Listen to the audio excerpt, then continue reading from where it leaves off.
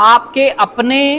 آپ کے کول و فعل سے مکمل طور پر واقف ہوتے ہیں، آپ کی کمزوریوں سے، آپ کی سٹرینتھ سے اتنا نہیں واقف ہوتے جتنا آپ کی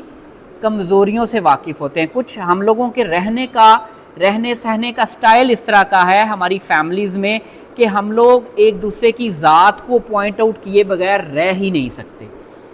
اس نے فلاں جوتے پہنے، اس نے فلاں سوٹ پہنا، اس نے یہ کیا، اس نے وہ کیا۔ ہم لوگ چھوٹی چھوٹی باتوں کو اتنا زیادہ ڈسکس کرتے ہیں کہ ہم اگلے کی ذات ہمیں بڑی نیچے لگنے لگ پڑتی ہے، یہ نہیں پتا کہ ہم بھی کسی کی آنکھوں کا نشانہ ہیں۔ تو اس لیے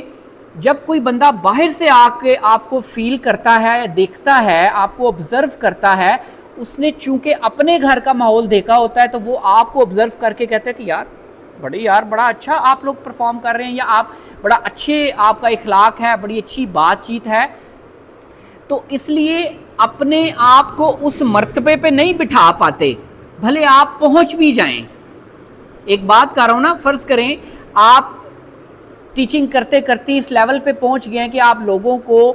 لوگوں کی کاؤنسلنگ کرنے لگ پڑے ہیں، لوگوں کو ٹرین کرنے لگ پڑے ہیں، موٹیویٹ کرنے لگ پڑے ہیں، لیکن آپ کے اپنے آپ کو اسی نگاہ سے دیکھ رہے ہیں جدھر انہوں نے آپ کو چھوڑا تھا۔ اسی لیے کہتے ہیں کہ ہجرت بڑی ضروری ہے آپ کی لائف میں کسی بھی شکل میں،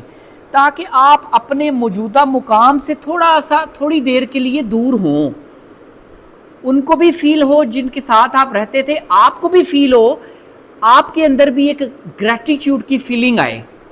ہم اکٹھے رہتے ایک ہی جگہ پہ رہتے ایک ہی قسم کی چیزوں کو پوائنٹ آؤٹ کرتے کرتے ہم کہیں نہ کہیں گریٹیٹیوڈ بھول جاتے ہیں۔